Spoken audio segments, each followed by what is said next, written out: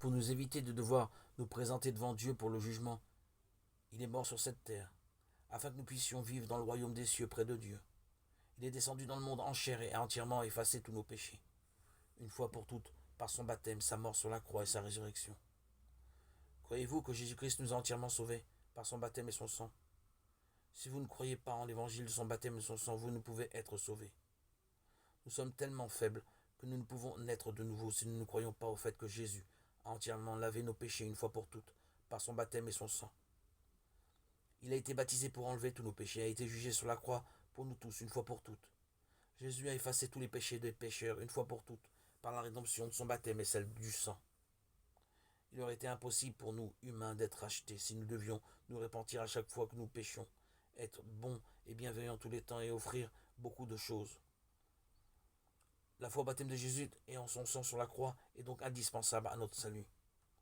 Nous devons croire à l'eau et au sang. Nous ne pouvons nous contenter de faire de bonnes œuvres afin de naître de nouveau. Cela ne servira à rien d'acheter de bons vêtements pour les pauvres ou de servir de délicieux dîners aux pasteurs. Jésus a sauvé seulement ceux qui croient en son baptême et en son sang. Si nous croyons que Dieu nous a sauvés au travers de Jésus par son baptême et par son sang, une fois pour toutes, nous serons sauvés. Certains peuvent penser qu'il faut y réfléchir davantage, même si Dieu l'a dit ainsi dans la Bible.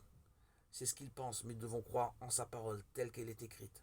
Dans Hébreux 10, 1, 10, il est écrit qu'il nous a sauvés une fois pour toutes. Il est vrai que Dieu a sauvé une fois pour toutes tous ceux qui croient au baptême et au sang de Jésus. Nous devons également croire de cette façon-là. Il est mort une fois, nous a tous sauvés une fois pour toutes. Ô frères, croyez et soyez rachetés, mettez vos fardeaux sous le baptême de Jésus. Jésus nous a sauvés de toutes les injustices et des péchés une fois pour toutes en se faisant baptiser une fois et en versant son sang une fois. Juste pour des injustes. 1 Pierre 3, 18.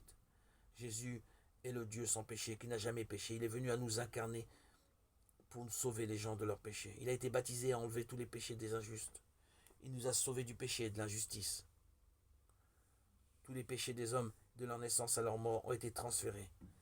Jésus, quand il a été baptisé, et tous les hommes ont été sauvés du jugement quand il a versé son sang et mouru sur la croix.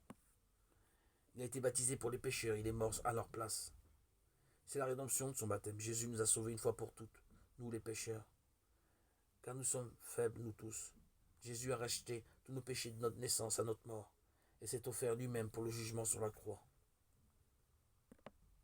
Nous qui croyons en Jésus, devons croire qu'il nous a sauvés une fois pour toutes par son baptême et par son sang.